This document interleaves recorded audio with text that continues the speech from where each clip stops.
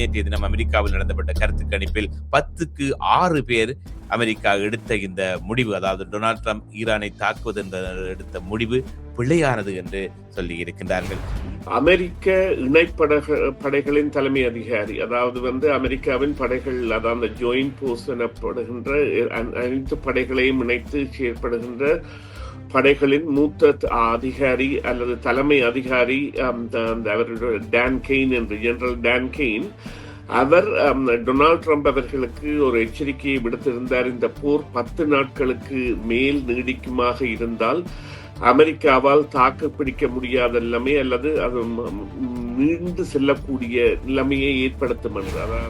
America குறைந்த அளவு ஆயுதங்களை கைவசம் வைத்திருக்க அந்த நிலையில் இருக்குமா என்கின்ற ஒரு எண்ணப்பாடு இருக்கின்றது. இருந்த பொழுதிலும் அது பல நாட்கள் நீடிக்குமாக இருந்தால் உண்மை என்று சொன்னால் விமான எதிர்ப்பிற்காகவும் அல்லது ட்ரோன் எதிர்ப்பிற்காகவும் அல்லது இவ்வாறு தாக்குவதற்காகவும் இவர்கள் பாவிக்கின்ற ஏவுகணைகள் எத்தனை நாட்கள் ஈரான் இந்த தாக்குதலில் நின்று பிடிக்கப் போகின்றது என்பதில் தான் இருக்கின்றது. அதுதான் உண்மையான களநிலைமை. கனேடிய அரசு அல்லது கனேடிய வெளிவிவகார அமைச்சர் அனிதா ஆனந்த் இதற்கு ஒரு பேச்சுவார்த்தைகள் மூலமான தீர்வு என்பதற்கான கருத்தியல் ஒன்றை வைத்திருந்தார். அதுபோன்ற கருத்தியல் என்பது ரஷ்யாவிலிருந்தும் ஐரோப்பாவிலிருந்தும் வரும் என்று நாங்கள் எதிர்பார்க்கின்றோம். அவ்வாறு இந்த போர் என்பது தணிக்கப்படாவிட்டால் நிச்சயமாக பல திசைகளில் இதன் மாற்றங்கள் இருக்கும். அவர்களுடைய தாக்குதல் இலக்குகள் இப்பொழுது எண்ணெய் குதங்களை மற்றும் விமான நிலையங்களை மற்றும் மக்கள் கூடும் இடங்களை மற்றும் தூதரகங்களை எல்லாம் முன்வைத்து நடத்தப்படுகின்றபடியால் அவர்கள் இலக்குகள் நிர்மாணிக்கப்பட்ட தொடர்பாடல்களை வைத்திருக்கின்ற ஒரு தரப்பாகவும் தெரிகின்றது.